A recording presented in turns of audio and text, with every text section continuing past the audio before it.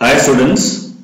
So till now we have discussed and we have started the menstrual cycle, and we have already started and we have discussed the events, what we can see, what is the meaning of menstrual cycle, what are the different phases are there in the menstrual cycle, why we call the menstrual cycle as menstrual cycle, what are the different events are happening, okay, and what is the time it require at least almost 1 month, that is approximately 1 month. And if you talk about the number of days precisely, then it will be completed within 28 days, right? And we have discussed all these steps, all the events in detail, where we have also discussed that these entire cycle can be divided in certain like in certain phases, and also we can see there are certain changes what we can see during this cycle in the female reproductive system.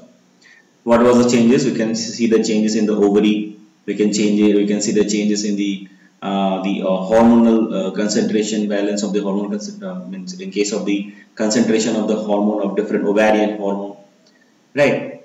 Then also the thickness of the endometrial wall. So there are many different things what we have that we have discussed till now. ठीक है, तो अभी तक हमने क्या पढ़ लिया है? हमने अभी तक मेंस्ट्रुअल साइकिल पढ़ लिया है, और उसमें हमने क्या क्या पढ़ा है अभी तक, मेंस्ट्रुअल साइकिल क्या है उसके बारे में हमने पढ़ा है, और उसके सारे जितने भी स्टेप्स है, जो भी इवेंट है, कैसे क्या होता है, हमने वो सब पढ़ा है. So at the end I promised you that at the end we will see a diagram to summarise the entire menstrual cycle and try to understand the entire process what we have discussed in the previous video lecture in a single diagram. ठीक है ना? तो एक diagram में हम देखना चाहते हैं, स्टडी करना चाहते हैं जो भी मेंस्ट्रुअल साइकिल के सारे स्टेप्स है, सारे इवेंट है, सिर्फ एक ही डायग्राम में हम इसे देखेंगे. तो this is the first diagram, but it's a handmade diagram. Maybe from last video lecture also you may have some difficulty in the handwriting. Maybe you have some difficulties because these are the notes I have prepared. These are my handwritten notes, and I have prepared those notes actually in a hurry, so I could not get time. So because of that, maybe in the last lecture you have a little bit of difficulties, but I will always try to maintain the next video onwards. I believe that there will be no such problem. Okay, so apart from that, I will also show you, and we will also see proper diagram, bookish diagram also, but before that we need to talk, and this diagram you should draw actually. Okay, now let us start discussion. Now actually this is a big diagram, so let me just minimize this a bit, so it will be a little bit better for you. Yeah, it will be better for you now. And so you can see here we have I have actually drawn, this is the uterine wall, you can see. So the zigzag line what we see, this is the uterine wall, and this is the level. Okay, so from there you can understand the uterine wall thickness is decreasing. You can see the thickness is decreasing, and slowly the thickness is increasing. This is the thickness, right? And finally it is increased properly, that is a 5 mm. Okay, so let me just magnify this diagram. You can pause anytime and you can draw it accordingly. So let us start the discussion. देखिए, पहले क्या होता है, हमने बात किया था कि जो प्रोजेस्टेरॉन का जो लेवल होगा वो बहुत ही कम होगा बॉडी में, है ना? तो उसमें अभी आप लेफ्ट हैंड साइड में आप देख सकते हो कि हमने क्या देखा, यहाँ पे क्या है, चेंजेस इन ओवरी में क्या चेंज है. ये हमने एक हॉरिजॉन्टली एक बनाया है कॉलम. फिर यहाँ पे आप देखिए कि ओवेरियन हार्मोन्स जो है वो इस वाले सेक्शन में है. फर्स्ट सेक्शन हमने बनाया है जो हम जिसमें स्टडी करेंगे ओवेरियन जो चेंजेस होता है. हमने देखा था ना कि मेंस्ट्रुअल साइकिल में 3 चेंजेस हमें बेसिकली दिखते हैं. पहला है changes in ovary, or what are the changes in ovary that we will see. Next is ovarian hormone, जो भी हार्मोन मतलब ओवरी सीक्रेट करता है उसमें क्या चेंजेस आ रहा है, उसका कंसंट्रेशन कब बढ़ रहा है, कौन से हार्मोन का कंसंट्रेशन कब बढ़ रहा है, कब घट रहा है, वो देखेंगे. और थर्ड में है लास्ट में जो यूट्राइन वॉल. ठीक है, so you can see here, so this is the uterine wall, this is the section. Then we have the ovarian hormone, then we have changes in ovary. तो ये सारे जो हेड्स में हम डिस्कस करेंगे पूरे सब जो आपके मेंस्ट्रुअल साइकिल को. तो पहले हम क्या देखेंगे, पहले आप देखिए यहाँ पे कि यूट्राइन वॉल जो है, क्योंकि प्रोजेस्टेरॉन ये है लेवल, क्योंकि ये वाला सेक्शन देखिए, अब ध्यान से इसको समझिए आप। Each section is actually it is showcasing the particular scenario of particular thing. तो ये वाला जो सेक्शन आप देख सकते हैं, डॉटेड लाइन है, आप ध्यान से इसको, ये बहुत जरूरी है। पहले आप इस चीज को नहीं समझेंगे तो आपको ये बोला पूरा डायग्राम ही समझ में नहीं आएगा। पहले आपको समझना है, पहले इसीलिए आपको इसको अच्छे से समझिए। पहले आप देखिए, मैंने यहाँ पे एक डॉटेड लाइन से, ये एक टोटल सेक्शन है, you can see this is the total section, one section. यहाँ पे क्या है, ओवेरी में जो चेंजेस है वो हम देखेंगे। यहाँ पे सब स्टेप बाय स्टेप हमने ड्रॉ किया है, डिस्कस करेंगे। नेक्स्ट वाला सेक्शन फिर से देखिए आप, ये डॉटेड लाइन से फिर दूसरा डॉटेड लाइन है, ये जो सेक्शन है यहाँ पे ओवेरियन हार्मोन, इसके बारे में हम बात करेंगे। ओवेरियन हार्मोन, जितने तरह के हार्मोन्स ओवेरियन हार्मोन हैं, जैसे एलएच है, एस्ट्रोजन है, प्रोजेस्टेरॉन है, ये कब घट जाता है, कब बढ़ जाता है, क्या हो रहा है, इसके घटने से क्या होता है, बढ़ने से क्या होता है, वो सब यहाँ पे प्रेजेंट है। ठीक है, यहाँ पे प्रेजेंट कर रहे हैं, इस सेक्शन में प्रेजेंट कर रहे हो। नेक्स्ट है आपका यूट्राइन वॉल, ये वाला सेक्शन। इसके बाद देखिए फिर से डॉटेड लाइन है, then we have the base line. ठीक है, तो यहाँ पे जो आप देखिए, ये एंडोमेट्रियम वॉल का जो ये इसका थिकनेस है, ये बेस लाइन है। यहाँ पे एंडोमेट्रियल वॉल का सिचुएशन क्या है, शुरू में हमने बात किया था कि ये it lost, the endometrial wall is lost in the beginning, right, 4 to 5 days, that is a bleeding phase. तो यहाँ पे देखो थिकनेस घट गया। तो हर एक सेक्शन में हम तीन जो डिफरेंट जो चेंजेस बेसिकली हमें दिखते हैं, हमें मेजर 3 चेंजेस हमें दिखते हैं मेंस्ट्रुअल साइकिल में, उसको डिस्कस करेंगे इन 3 सेक्शन में। ठीक है, so don't get confuse. So let us start. पहला क्या होगा, will start with the hormone, है ना। हमने क्या बात किया था कि प्रोजेस्टेरॉन का लेवल हमेशा कम हो जाएगा, बहुत मिनिमम हो जाएगा। देखिए प्रोजेस्टेरॉन कहाँ पे है, बिल्कुल बेस, ये जो आपका बेस लाइन है उसके बिल्कुल नीचे है, मतलब एकदम नीचे की तरफ। इसका मतलब प्रोजेस्टेरॉन क्या है, बहुत कम है। जब प्रोजेस्टेरॉन कम होगा तो क्या होगा, हमने क्या बात किया था, जब प्रोजेस्टेरॉन कम होगा तो यहाँ पे देखिए, यहाँ पे हमने आपको यहाँ पे देखिए हमने I have written here, so the low progesterone, अब प्रोजेस्टेरॉन कम होगा तो क्या करेगा, it will stimulate the anterior pituitary. ठीक है, किसके लिए, to stimulate anterior pituitary for FSH. इससे क्या होगा, एफएसएच रिलीज हो जाएगा। ठीक है, अब जब एफएसएच रिलीज हो जाएगा तो क्या होगा, ओवेरियन, अभी चेंजेस हमें कहां मिलेंगे, ओवेरी में चेंजेस मिलेगा देखने के लिए। क्या चेंजेस होगा ओवेरी में, जो प्राइमरी फॉलिकल है वो मैच्योर होना स्टार्ट हो जाएगा। देखिए प्राइमरी फॉलिकल है, ये मैच्योर हो रहा है, ये मैच्योर हो रहा है, फाइनली क्या बन गया, ग्राफियन फॉलिकल बन गया। ठीक है, अब जब ये मैच्योर होगा, during the time of growth, during the time of maturation of the primary follicle, it is going to release oestrogen. ठीक है, इसका मतलब क्या है, प्रोजेस्टेरॉन तो कम था उसका लेवल, लेकिन एस्ट्रोजन का लेवल देखिए बढ़ रहा है धीरे धीरे ग्राफ। हाँ, एस्ट्रोजन का लेवल बढ़ गया ना। तो जब एस्ट्रोजन का लेवल बढ़ गया तो क्या होगा, ये आपको this is going to actually control the FSH. ठीक है, तो जब एस्ट्रोजन बढ़ जाएगा तो फिर क्या होगा, जो एफएसएच का इसका सिक्रीशन को कम करेगा, और किसका सिक्रीशन को स्टिमुलेट करेगा, एलएच का। ठीक है, और एलएच का सिक्रीशन सडनली बढ़ेगा, इसीलिए हमने बोला था कि उसको हम बोलते हैं एलएच सर्ज। तो आप देख सकते हो यहाँ पे एक लाइन आप देख सकते हो, which is you know like sudden growth. यहाँ पे आप देखोगे ये जो ग्रोथ है सडनली हो गया। ठीक है, it start from here and suddenly it grow. So this line represent the sudden growth of sudden increase in the concentration of LH. इसी को बोलते हैं LH surge।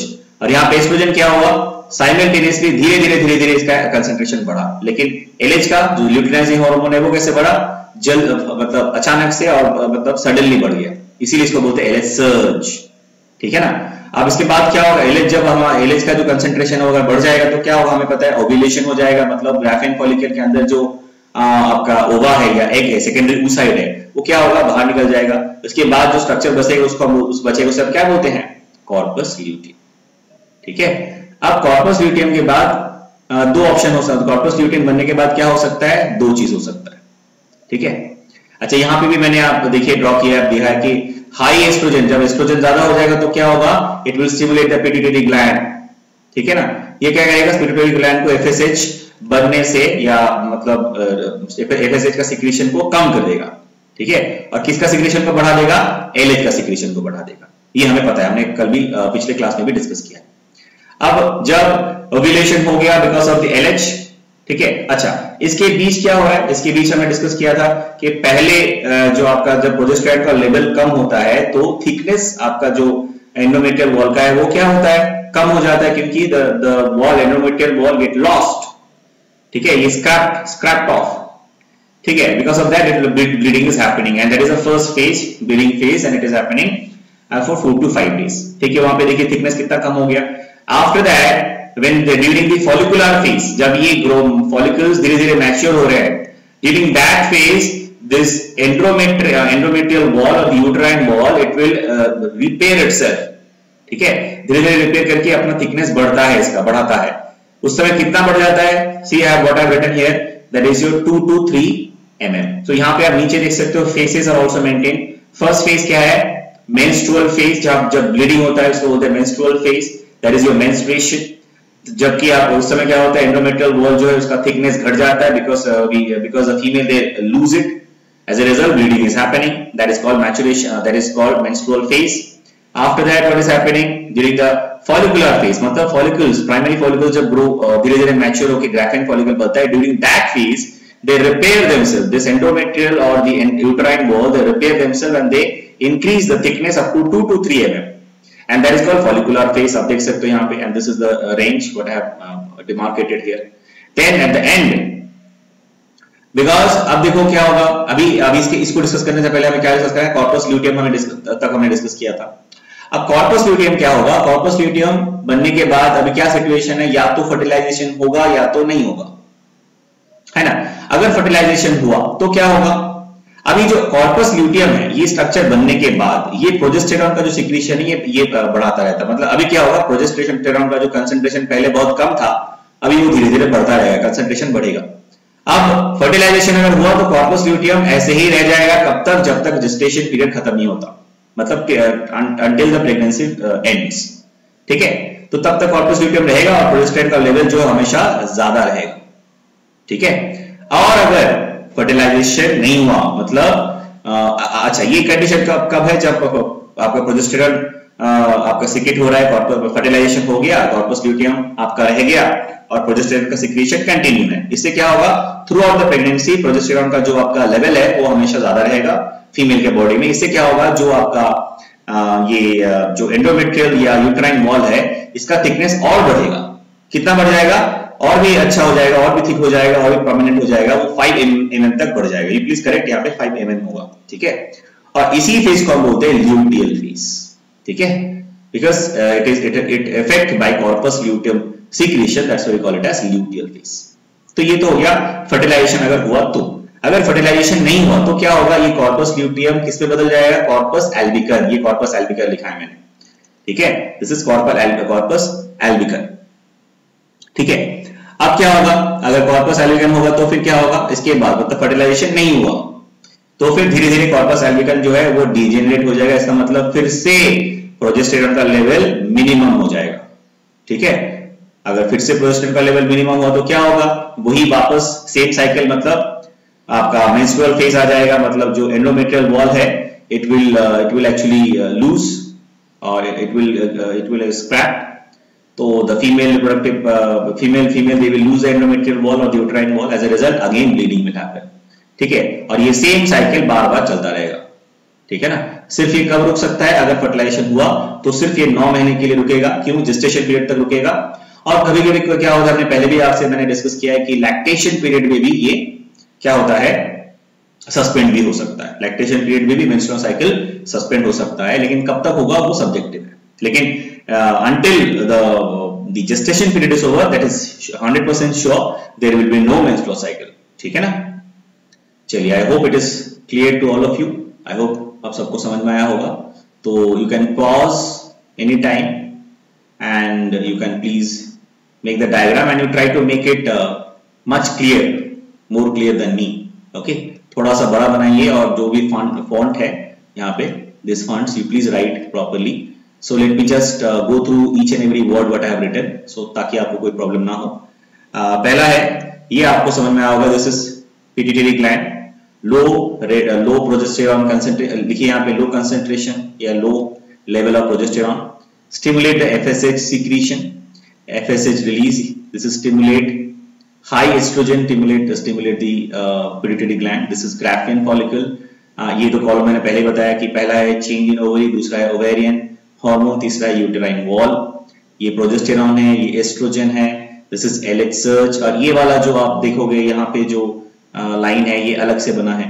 ठीक है, तो यहाँ पे आप देखिए जो प्रोजेस्टेरॉन पहले बहुत कम था अब धीरे धीरे कहाँ इस ल्यूटियल फेज में देखो प्रोजेस्टेरॉन का लेवल बढ़ गया, ठीक है, और ये मेंटेन रहेगा कब तक, अगर प्रेगनेंसी हुआ, अगर नहीं हुआ मतलब अगर फर्टिलाइजेशन नहीं हुआ तो ये वापस घट जाएगा, वापस फिर से इस लेवल पे आ जाएगा मिनिमम लेवल, ठीक है। तो ये ध्यान से ये लाइन बनाना, ये प्रोजेस्टेरॉन का लाइन है, ये लाइन LH का है और ये एस्ट्रोजन का है, तो इसको अच्छे से क्लियरली बनाना। So this is LH surge, यहाँ पे मेंशन किया मैंने, this is ovulation, this is corpus luteum, this is graafian follicle, this is corpus albicans, this is high progesterone, यहाँ पे लिखा है मैंने this is high progesterone. Then again if it fertilisation is not there, यहाँ पे क्या लिखा है, low progesterone in case of non fertilisation, या फिर in case of fertilization is not there, ठीक है। नीचे भी देख लेते हैं। So here I have written uterine wall, this is menstruation, this is menstrual phase, ये है menstrual phase, ये है follicular phase, ये है luteal phase, ये luteal phase है। This is endometrium 2 to 3 mm, this is 5 mm, ठीक है। So I think you will not have any problem. Now we'll see the bookish diagram what is there. This is also good, okay. So but easier one is that what I have drawn for you, so you can draw it very easily, क्योंकि यहाँ पे थोड़ा सा बहुत ज्यादा ही थोड़ा detail है little bit, तो इतना ज्यादा कॉम्प्लेक्स बनाने की जरूरत नहीं एंडोमेट्रियल वॉल को, जो जैसे मैंने आपको वहाँ पे zigzag लाइन से बनाया दैट इज इनफ, उतना ही हमें बनाना है समझने के लिए, ये नहीं बनाने की, ग्लैंड्स ये सब बनाने की जरूरत नहीं। सो अब देखिए वही सेम चीज, पिट्यूटरी हार्मोन लेवल जो कि मैंने ऊपर में दिखाया था यहाँ पे, then we have ovarian events, जो भी ओवेरियन चेंजेस हो रहा है उसके बारे में, नेक्स्ट है ओवेरियन हार्मोन लेवल, क्या होता है ओवेरियन हार्मोन लेवल, लास्ट है यूटेराइन इवेंट्स, ठीक है। तो यहाँ पे आप देखिए मेंस्ट्रुअल फेज, यहाँ पे डेट वाइज दिया हुआ है कि फर्स्ट से लेके जैसे 4 से 5 दिन हमने बात किया था कि ब्लीडिंग होगा, तो देखिए थिकनेस घट गया है वहाँ पे, ठीक है। Then we have follicular phase, जब फिर से ये थिकनेस वापस रिबिल्ड होता है, फिर से रिपेयर होता है। Then we have luteal phase, then after that if in case the fertilization is not happening then the next cycle will start, ठीक है ना। तो वही चीज है, वापस यहाँ पे वही दिया है। So I hope it is clear to all of you. So will move on to the next topic now. So the next topic for us is the ostrus cycle. अब देखो ostrus cycle क्या होता है, हमने अभी तक क्या पढ़ा, menstrual cycle।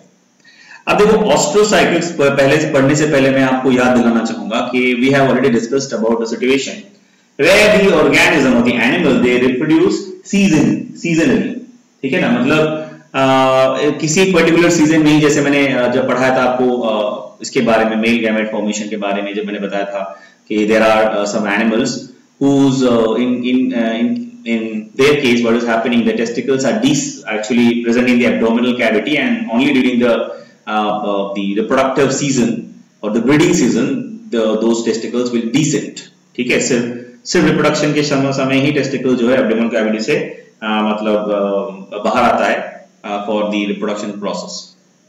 तो वैसे ही यहाँ पे उसी चीज का हम बात करेंगे फीमेल के केस में, कि जो ऑस्ट्रोसाइकल मतलब जो एनिमल जो फीमेल है उसमें एक्सेप्ट द प्राइमेट्स, उसमें हमें क्या दिखता है कि सीजनल ब्रीडिंग होता है। तो सीजनल ब्रीडिंग मतलब हो सकता है कि it can happen once in a year या ट्वाइस इन अ ईयर या multiple time in a year, but normally it is happening once and twice, ठीक है।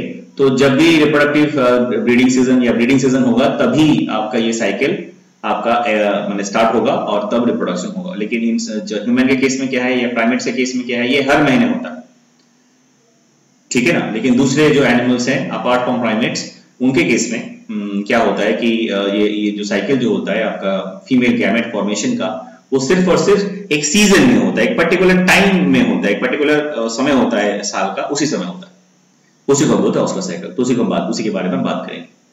सो except primate most of the animals are seasonal breeders. So primates को छोड़ दें, हम लोग primates में आते हैं, इंसान भी प्राइमेट्स में आता है। तो primates is a group you have studied in animal kingdom I believe. So primates are the most, primates जो है उसको छोड़ के, except the primate most of the animals are seasonal breeders. जितने भी एनिमल है प्राइमेट्स को छोड़ के वो सीजनल ब्रीडर्स होते हैं, ठीक है।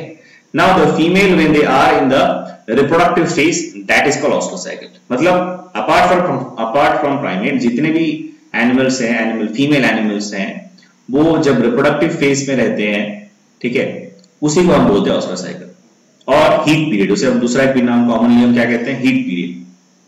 Example, in case of the cow it is 18 hours, 18 घंटे के लिए होता है वो बस। लेकिन हमारे केस में आप देखिए, मतलब इंसान के केस में हमने क्या देखा, मेंस्ट्रुअल साइकिल 28 डेज का चलता है। और इनके केस में काउ के केस में क्या है, पहला तो ये सीजनल है, दूसरा क्या है एक पर्टिकुलर पीरियड तक चलता है, पर्टिकुलर टाइम तक चलता है, that is only for 18 hours, that's all, and that is called oestrus cycle. समझ में आया ना। ऑस्ट्रस साइकिल अभी देखो, अभी ऑस्ट्रस साइकिल बहुत सारे अलग अलग एनिमल में अलग अलग तरह का होता है। कुछ एनिमल में क्या होगा, there will be one oestrus cycle per year, एक साल में सिर्फ एक ही ऑस्ट्रस साइकिल होता है, बस एक बार ही वो रिप्रोडक्शन कर सकते हैं। देन दूसरे एनिमल होते हैं जिसमें 2 ऑस्ट्रस साइकिल होता है पर ईयर, और कुछ एनिमल होते हैं जिसमें कि काफी सारे, मतलब they are having many oestrus cycle in a year. तो पहला वाला जो कैटेगरी है उसको हम बोलते हैं मोनोऑस्ट्रस। दूसरा वाला कैटेगरी जिसमें 2 ऑस्ट्रस साइकिल होता है साल में, उसे हम कहते हैं बायोस्ट्रस। एग्जांपल देख लेते हैं, पहले मोनोस्ट्रस का एग्जांपल है डियर, बायोस्ट्रस एग्जांपल है कैट एंड डॉग, एंड पॉलीएस्ट्रस जैसे एग्जांपल है उसका एग्जांपल है रैट्स। ठीक है, रॉट नहीं है, रैट्स है। ठीक है ना। अभी हम थोड़ा सा अभी डिफरेंस देखेंगे कि मेंस्ट्रुअल साइकिल और जो ऑस्ट्रस साइकिल में उसमें बेसिक क्या डिफरेंस है। So it is very important, you can also make this column and write down the points. पहला देखते हैं कि ऑस्ट्रस साइकिल में क्या है। ऑस्ट्रस साइकिल में it occurs in the mammals. किसमें होता है ऑस्ट्रस साइकिल, जितने भी सारे मैमल्स हैं, it is common to all mammals. But menstrual cycle किसमें होता है, मैमल्स में भी जो अलग ग्रुप है, स्पेशल और एक ग्रुप हमारे पास ग्रुप है, सब बोलते हैं प्राइमेट्स, उनमें हमें मिलता है मेंस्ट्रुअल साइकिल। ठीक है, then no menstruation, there is no vaginal bleeding. Oestrus cycle में कोई भी वजाइनल ब्लीडिंग नहीं होता है। मेंस्ट्रुअल साइकिल में क्या होता है, वजाइनल ब्लीडिंग होता है, और उसी को हम बोलते हैं मेंस्ट्रुअल फीस और मेंस्ट्रुएशन।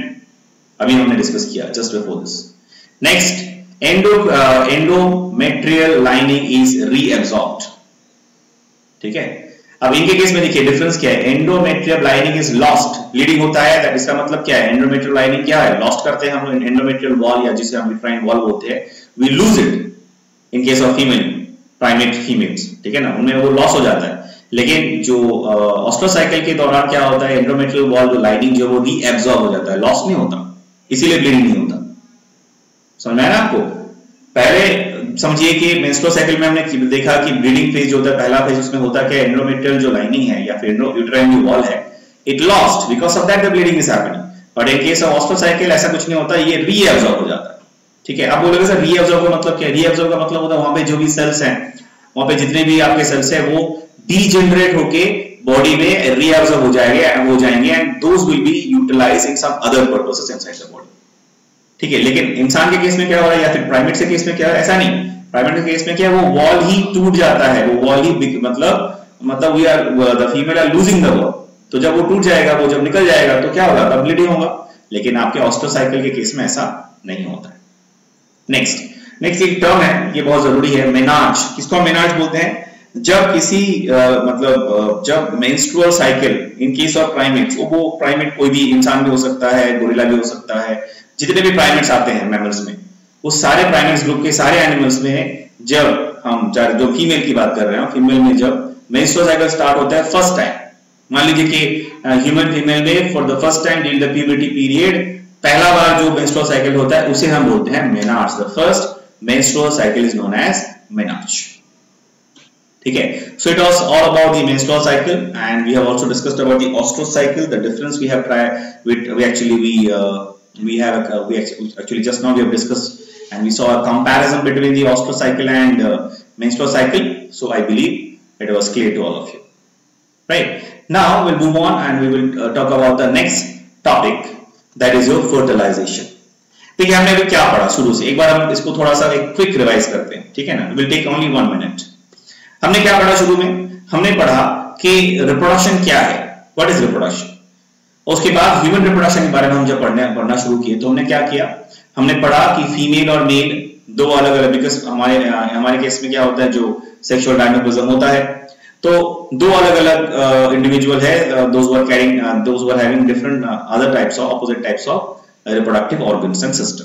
तो मेल का रिप्रोडक्टिव सिस्टम कैसा होता है उसके बारे में हमने पढ़ा, फीमेल का रिप्रोडक्टिव सिस्टम कैसा होता है उसका स्ट्रक्चर पढ़ा, फिर हमने पढ़ा जो गैमेट फॉर्मेशन कैसे होता है, गैमेट का स्ट्रक्चर क्या होता है मेल और फीमेल में। ठीक है ना, उसके बाद फीमेल में एक स्पेशल टाइप का जो गैमेट फॉर्मेशन का जो पैटर्न है, जो साइकिल है, उसके बारे में हमने पढ़ा, जिसे मेंस्ट्रुअल साइकिल कहते हैं, कैसे होता है वो हमने पढ़ा। अभी जब गैमेट हमने क्या पढ़ लिया, गैमेट के बारे में पढ़ लिया, मेल भी पढ़ लिया, फीमेल पढ़ लिया। अब क्या होगा, अब हम पढ़ेंगे फर्टिलाइजेशन के बारे में। ठीक है ना, अब क्या होगा, एक के साथ स्पर्म जब फर्टिलाइज होगा तब क्या होगा, मतलब फर्टिलाइजेशन की जो पूरा प्रोसेस है, ये होता कैसे है, इसमें क्या क्या चेंजेस होते हैं, फाइनली हमें क्या मिलता है, जाइगोट बनता कैसे है, जाइगोट बनने के बनने तक के कितने स्टेजेस हैं, ठीक है, उसके बाद जाइगोट बनने के बाद कब जाके इम्प्लांट होता है, फिर एम्ब्रायो डेवलप कैसे होता है, ये अभी हम पढ़ेंगे। तो फर्स्ट क्या है, हम पढ़ेंगे फर्टिलाइजेशन। फर्टिलाइजेशन मतलब क्या है, fertilization means the fusion of male and female gamete. Fertilization कुछ नहीं है, क्या है fertilization, it is a fusion of male and female gamete, ठीक है। उसके बाद नेक्स्ट आपके मन में सवाल आएगा, सर कहां होता है ये, the site of fertilization is Fallopian tube. हमेशा याद रखिए आप, फर्टिलाइजेशन कहां पे होता है, फैलोपियन ट्यूब में होता है। आप सबको याद होगा फैलोपियन ट्यूब किसे कहते हैं, ठीक है ना। तो ovary actually reach the secondary oocyte and then it will actually moving throughout the length of the fallopian tube. It will moving towards the uterus, and the sperm will move from the vaginal tract towards the fallopian tube, and the fertilization is happening inside the fallopian tube, ठीक है। So fertilization क्या है, it's a fusion of male and female gamete and to form what, to form a diploid zygote। अब diploid होगा, हमने पहले भी discuss किया है कि जो फीमेल जो ओवा होगा या एग होगा, उसमें जो क्रोमोसोम है वो एक्स होगा, वो हेप्लॉइड होता है और स्पर्म भी हेप्लॉइड होता है। तो जब दोनों मिलेंगे तो फिर हमें क्या मिलेगा, जाइगोट, जाइगोट डिप्लॉइड होगा, है ना। Now the process of fertilization can be discussed in the following step. अब ये पूरा जो प्रोसेस है फर्टिलाइजेशन का, हम स्टेप वाइज एक एक स्टेप में डिस्कस करेंगे, और इसको आप इसे आप बहुत ही डिटेल में डिस्कस करेंगे। So you please try to focus, and whenever you are not getting it, you can just go back and listen it again. Fine. Now first is approach of sperm. अभी approach of sperm का मतलब क्या है, मतलब क्या होगा, अब ये reproductive system में पहले क्या होगा, first there will be copulation or there will be copulation or there will be mating। अब जब mating होगा मेल एंड फीमेल जो इंडिविजुअल ऑर्गेनिज्म का, तो होगा क्या इससे, जो आपके हमने पढ़ा था जो जेनेटिलिया है, female and male genitalia. So the female genitalia, it will actually go inside the female genitalia, that is your penis, and the penis will ejaculate the semen। अभी semen के हमने वो सब पढ़ा है, ठीक है ना। So the semen when it will ejaculate inside the female reproductive tract, then the process will start। अब क्या होगा, पहले अभी बात कर लेते हैं ejaculation के बारे में। Now in each ejaculation, in one ejaculation, what is the amount of semen is deposited in the vagina? That is 3 to 3.5 ml। कितना होता है, 3 से 3.5 ml तक होता है, ठीक है। और उसमें कितने स्पर्म हो सकते हैं, 200 to 300 मिलियन ऑफ स्पर्म, इतने हो सकते हैं, ठीक है। और ये नॉर्मल काउंट है, इतना होना ही चाहिए, ठीक है ना। अब देखिए, जब ये वजाइनल ट्रैक्ट में फीमेल जब जो सीमेन डिपोजिट हो गया, अब हमने इसके पहले भी पढ़ा था कि वायबिलिटी कितना होता है एक स्पर्म का, एक टाइम होता है, इस समय तक वो जीता है। तो अभी क्या होगा, अभी sperm will start the journey towards the fallopian tube। अभी vaginal tract से लेके आपके जो सर्विक्स को क्रॉस करके, फिर आपके यूट्रस को क्रॉस करके सीधा fallopian tube तक ये स्पर्म ट्रैवल करेगा, ठीक है। इसी को हम बोलते हैं अप्रोच ऑफ स्पर्म। मतलब स्पर्म अप्रोच किसको कर रहा है, एग को, ठीक है। सो स्पर्म कहां जाएगा, एग की तरफ जा रहा है, और एग देखो कहां आ रहा है, एग धीरे धीरे स्पर्म की तरफ आ रहा है। So both are coming together to each other, ठीक है। अब यहां पे हम देखेंगे स्पर्म कैसे मूव कर रहा है, how the sperm is moving, ठीक है। अब देखो स्पर्म मूव करने के लिए, अभी जो अप्रोच स्पर्म का है, स्पर्म का जो मूवमेंट है, जो लोकोमोशन हम बोल सकते हैं, मतलब एक जगह से आपके रिप्रोडक्टिव जो ट्रैक है, female reproductive tract, that is your vagina, वहां से fallopian ट्यूब तक कैसे जाएगा। पहला, लैशिंग मूवमेंट ऑफ टेल। हमें पता है कि नेवनकन होता है, and nebenkern is providing the energy to the tail of the sperm, and by lashing movement of the tail, the sperm can move forward, ठीक है।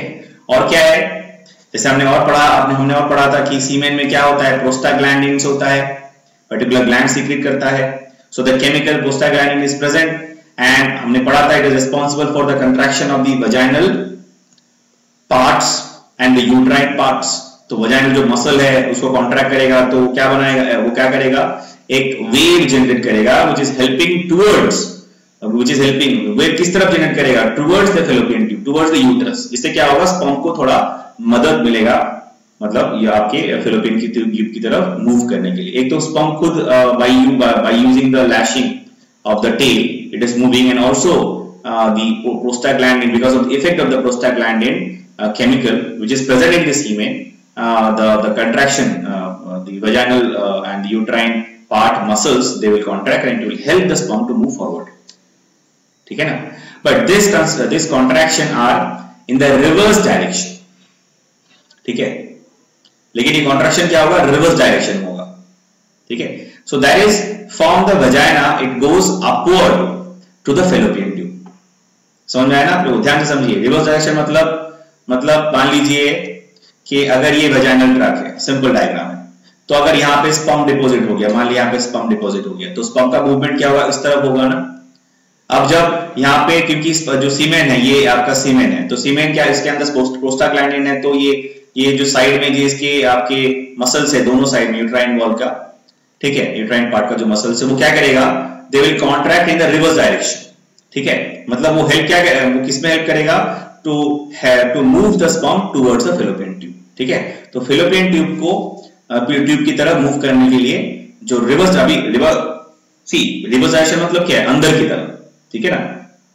तो ये रिवर्स मतलब वजाइनल ओपनिंग से रिवर्स डायरेक्शन में, इसका मतलब ये है, रिवर्स मतलब वजाइनल ओपनिंग किस तरफ है, बिल्कुल उसका उल्टा तरफ ये क्या करेगा, जो वेव बनाएगा, या फिर हम बोल सकते हैं कंट्रैक्शन करेगा in the reverse direction, which is helping the sperm to move inside and to move towards the Fallopian tube, ठीक है ना।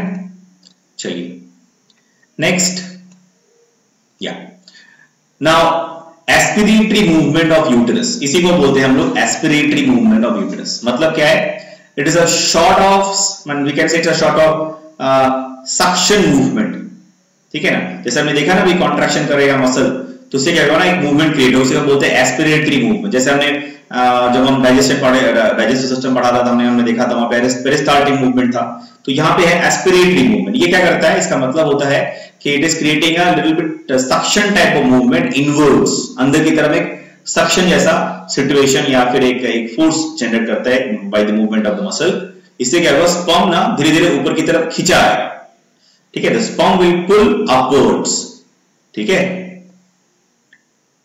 अवे फ्रॉम द वजाइना, ठीक है। तो ये टुवर्ड्स मत लिखिए, ये आप जो ये वाला लाइन आप काट सकते हो, पुल अपवर्ड्स, तो you don't write this towards vagina, so ये no need to write this line, which pull upwards।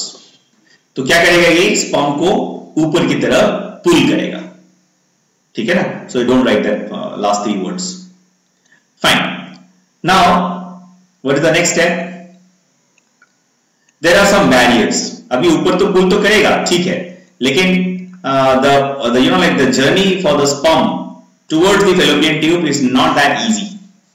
बहुत सारे बैरियर्स भी हैं, फिजिकल बैरियर्स हैं, उसके बाद एनवायरमेंटल बैरियर्स है, क्या क्या बैरियर्स है, क्या क्या प्रॉब्लम है स्पर्म को मूव करने के लिए टुवर्ड्स द फेलोपियन ट्यूब, वो भी हम डिस्कस करेंगे, ठीक है। तो कुछ बैरियर्स भी हैं और कुछ देखो सपोर्ट भी है।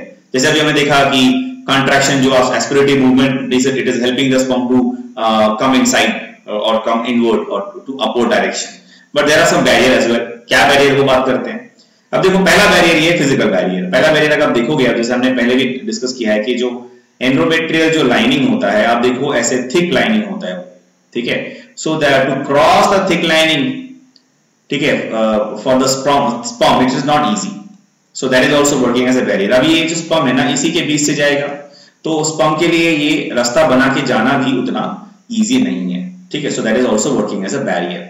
सो the endometrial wall lining, okay, it is actually working as a barrier. The sperm need to swim through this thick lining which provide a physical barrier. So ये क्या है, physical barrier है। अब थोड़ा environmental barrier देखते हैं। next, acidic pH in the female reproductive tract, और ये duct नहीं होगा, tract होगा, ठीक है, you please correct it, reproductive tract। तो जो female reproductive tract है उसमें जो environment कैसा है वहां का, वो environment है acidic, वहां का जो pH होता है वो acidic होता है, ठीक है, and this acidity kills the sperm, ठीक है। तो एसिडिक कंडीशन क्या होगा, स्पर्म को किल कर सकता है। इसके लिए हमने पढ़ा था कि स्पर्म के सीमेन में हमने देखा था कि जो पीएच है उसको मेंटेन करने के लिए भी सीमेन में केमिकल्स होता है, इसीलिए ये सीमेन बहुत इंपॉर्टेंट है ना। तो सीमेन की, जब सीमेन मतलब क्या, all the secretion of all the glands like prostate, then your corpus, सारे जो ग्लैंड्स है उसके सिक्रेशन रहता है, उसके अंदर स्पर्म रहता है। तो वो सारे सिक्रेशन देखिए, पहला हमने देखा था prostaglandin, it is helping in the contraction and helping in the aspiratory to generate the aspiratory movement or like suction type of movement. अब दूसरा हम क्या देख रहे हैं, it is also helping to maintain the pH और to lowers the pH, acidic pH to normal, as a result the sperm can save itself. ठीक है, तो सीमेन जो है वो रिप्रोडक्टिव ट्रैक्ट का जो पीएच का वैल्यू है उसे भी मेंटेन करता है ताकि स्पर्म मरे ना। ठीक है ना, और क्या है, और क्या चेंजेस और क्या बैरियर्स है, phagocytes in case of female reproductive tract. अभी फीमेल रिप्रोडक्टिव ट्रैक्ट में फेगोसाइट्स भी होता है। ठीक है, तो वो क्या कर सकते हैं, फेगोसाइट्स का मतलब पता है, दे will engulf the foreign particle and they will digest, यही काम है फेगोसाइट सेल्स का, है ना। तो वो क्या करेंगे, स्पर्म को भी वही करेंगे, they will consider sperm also as foreign particle, they will engulf and they will digest it, है ना। लेकिन अब आप पूछोगे आप सर रिप्रोडक्टिव ट्रैक्ट में फेगोसाइट का क्या काम है। देखो ऐसा होता है कि जो वेजाइनल ट्रैक्ट होता है इन case of female, because it's a path and it's having opening, so there is a possibility that there are some microbes can come inside, so in that case to protect the female, ठीक है, to protect this organ, the human female, so there are phagocytes are there. What they will do, they will eat up, they will actually engulf that particular foreign particle and they will digest, इसीलिए रहता है phagocytes। ठीक है, so बहुत सारे barrier हैं जो actually आपके फिजिकल बैरियर है, एनवायरमेंटल बैरियर है, अलग से सेल भी है, फेगोसाइट्स भी है, which is actually blocking the smooth movement of the sperm towards the fallopian tube. So the journey for the sperm towards the fallopian tube is not that easy. ठीक है, अब देखो जैसे हमने पढ़ा था ना, इसीलिए क्या होता है कि नंबर ऑफ स्पर्म बहुत ज्यादा होता है। देखो शुरू में हमने क्या पढ़ा कि 3 to 3.5 ml जो आपका सीमेन वो एक इजैकुलेशन में रिप्रोडक्टिव ट्रैक्ट में डिपॉजिट होगा, उसमें कितना रहता है स्पर्म, 200 to 300 मिलियंस, और उसमें से आप देखिए सिर्फ 100 स्पर्म है जो पहुंचता है फैलोपियन ट्यूब तक। तो आप समझ सकते हो कि इससे आप समझ सकते हो कि इतने सारे बैरियर है, इसीलिए मतलब स्पर्म जो है वो मैक्सिमम जो स्पर्म है वो पहुंच नहीं पाते, सिर्फ और सिर्फ अप्रोक्सीमेटली 100 स्पर्म जो स्पर्म है जो फैलोपियन ट्यूब तक पहुंचता है। So is it not that easy? Is it very easy for the sperm? No, it is not easy for the sperm to approach, ठीक है, towards the egg. Now speed of the sperm, अभी sperm का speed कैसा होता है वो भी देख लेते हैं। स्पर्म का स्पीड होता है 1 to 4 mm पर मिनट। पर मिनट कितना मूव कर सकता है स्पर्म, 1 to 4 mm, ठीक है, पर मिनट। ठीक है, now the movement of the sperm in the reproductive tract towards the egg is known as capacitation. This is very important. मतलब जिस प्रोसेस से या फिर जो स्पर्म जो मूव करता है किसकी तरफ, एग की तरफ, उसे हम क्या कह सकते हैं, इसको हमने टर्म दिया है, उसे कहते हैं कैपेसिटेशन। ठीक है, अब कैपेसिटेशन बहुत इंपॉर्टेंट है। During the time of the movement of the sperm is actually getting mature functionally. ठीक है, तो कैपेसिटेशन में क्या होता है, the sperm attain the functional maturity. इसका मतलब क्या होता है, एंड वो होता कहां पे, that is takes place inside the reproductive tract. तो जो फंक्शनल मैच्योरिटी क्या है, मतलब रिप्रोडक्शन करने के लिए या फिर जो फर्टिलाइजेशन करने के लिए जो भी बेसिक रिक्वायरमेंट्स है स्पर्म वो अटेन करता है ड्यूरिंग द कैपेसिटेशन। और वो वहां कहां पे, वो रिप्रोडक्टिव ट्रैक्ट में, when it is moving towards the egg by during that time period it get functionally mature as well। ठीक है, इसी को हम बोलते हैं कैपेसिटेशन। ठीक है, तो जो चेंजेस होता है स्पर्म में टू बिकम फंक्शनली मैच्योर, ठीक है ना, जैसे हमने पढ़ा ना कैपेसिटेशन में क्या होता है, the sperm attains the functional maturity. उसके लिए दो चेंजेस होते हैं, there are 2 changes which help the sperm to get or to attain the functional maturity। तो क्या क्या चेंजेस हैं वो देखेंगे। पहला, there is removal of glycoprotein and sterol from the acrosome membrane। पहला चेंज क्या होगा, ग्लाइकोप्रोटीन और जो स्टीरॉल होते हैं एक्रोसोम मेम्ब्रेन के ऊपर, एक्रोसोम स्पर्म का जो टिप पार्ट है वहां पे होता है, हमने डिस्कस किया था। तो वहां पे जो मेम्ब्रेन है उसमें क्या रहता है, उसमें रहता है, वो बनता किससे, ग्लाइकोप्रोटीन एंड स्टीरॉल से। ठीक है, और ये जो ग्लाइकोप्रोटीन एंड स्टीरॉल है ये धीरे धीरे क्या होगा, it will get remove from that membrane slowly. तो ये पहला स्टेप है आपका फंक्शनल मैच्योरिटी का। ठीक है, और वो रिमूव कैसे होता है, the membrane covering of acrosome have the sterols and glycoprotein, अभी मैंने बताया आपको। और होता है कि जो फीमेल रिप्रोडक्टिव ट्रैक्ट है ना, actually they have the substances और केमिकल्स। वो जो केमिकल्स है which is helping, or that is they are binding with the this glycoprotein and sterol, ठीक है। और वो बाइंड जब करेगा तो फिर क्या होगा, मतलब ग्लाइकोप्रोटीन और स्टीरॉल जो है मेम्ब्रेन के ऊपर है, और वो मेम्ब्रेन मतलब जो मेम्ब्रेन बना है एक्रोसोम का, वो किससे बना है, ग्लाइकोप्रोटीन एंड स्टीरॉल से। और वो स्टीरॉल जो है और ग्लाइकोप्रोटीन है, they are having higher affinity towards the substances of the chemicals which are produced और which is present inside the reproductive female reproductive tract. तो क्या होगा, वो सारे सब्सटेंस जो है ग्लाइकोप्रोटीन और स्टीरॉल जो है वो सब्सटेंस के साथ जाके बाइंड हो जाएगा। इससे क्या होगा, धीरे धीरे जो एक्रोसोम का जो मेम्ब्रेन है वो धीरे धीरे वीक हो जाएगा और क्या हो जाएगा, परमिएबल हो जाएगा। तो आप इस डायग्राम में देख सकते हो कि this is the sperm, this is the acrosome and this is the membrane of the acrosome, and these are the substances or chemical which is secreted by the reproductive tract.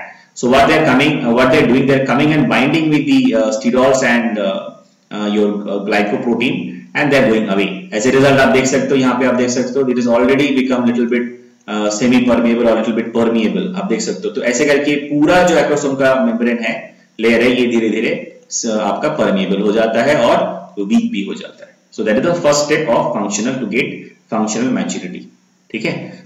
दूसरा क्या होता है, the second change is the influx of the calcium ion, that is the calcium ion are taken in. As soon as the calcium ion are move in, the activity of the sperm increases, ठीक है। And as a result, the acrosome is able to release the lysis enzyme। ये बहुत important है।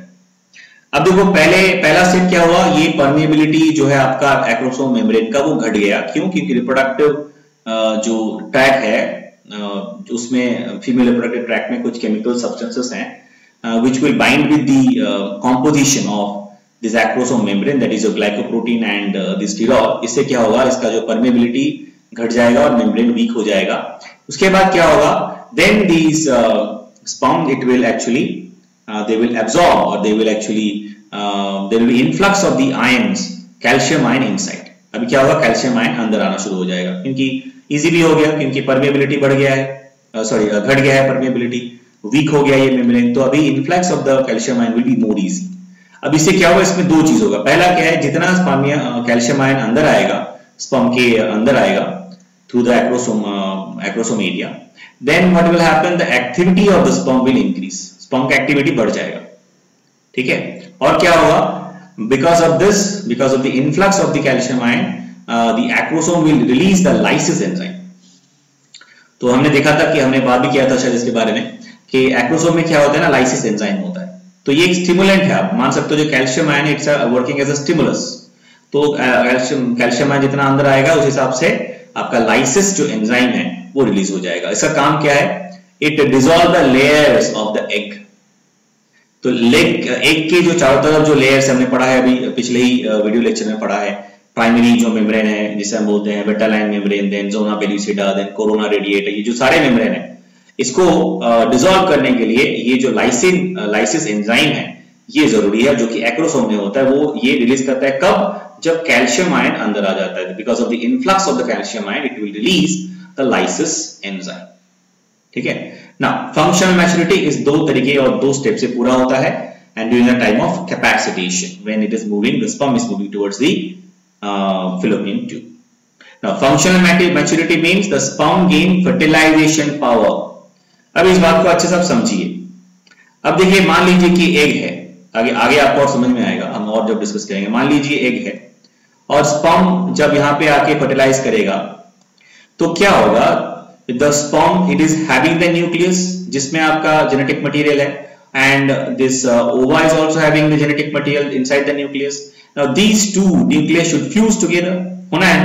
तो उसके लिए हमें क्या करना पड़ेगा, there are barriers। एक तो स्पर्म के खुद का अपना प्लाज्मा मेम्ब्रेन है, उसका वो बैरियर है। फिर एक के पास भी उसका प्लाज्मा मेम्ब्रेन है, और हमने पढ़ा है उसके 3 लेयर्स हैं, जैसे प्राइमरी लेयर वेटालाइन मेम्ब्रेन जिसको हम कहते हैं, उसके बाद जोना पेल्यूसिडा, देन कोरोना रेडिएटा। तो ये सारे लेयर्स हैं, वो सबको डिसॉल्व होना पड़ेगा, वो सबको मतलब डिजेनरेट होना पड़ेगा, तब जाके ये न्यूक्लियस अंदर आ सकता है। इसी के लिए जो स्पर्म है वो रेडी होता है, इसीलिए अपने आप को ये रेडी करता है sperm by this processes, and when it is ready उसी को हम बोलते हैं फंक्शनल मैच्योरिटी इज अटेन्ड, ठीक है। अब जैसे आप देखिए यहाँ पे रेडी कैसे हो गया, जैसे एक्रोसोम जो लेयर है जो मेम्ब्रेन है वो अगर थिक होता तो एक्रोसोम तो फिर कैल्शियम आयन अंदर नहीं जा सकता था। अगर कैल्शियम आयन अंदर नहीं जाता तो एक्रोसोम जो है वो लाइसिस एंजाइम रिलीज नहीं कर सकता।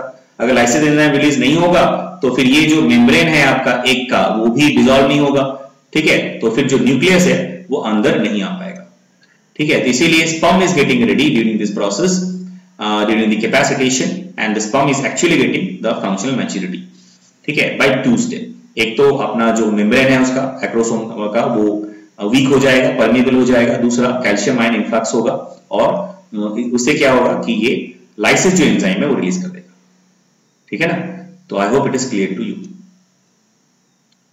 Now the next step, what is the next step? In the next step what we can see, that is the first step of fertilization, approach of the sperm. Next is fertilizing and anti-fertilizing reaction. पहला तो है कि sperm कैसे approach करेगा आपका जिसे हम कहते हैं एग की तरफ या फिलोपियन ट्यूब की तरफ, और how it get the functional maturity. Now the next is fertilizing and anti fertilizing reaction. Fertilizing and anti fertilizing क्या होता है?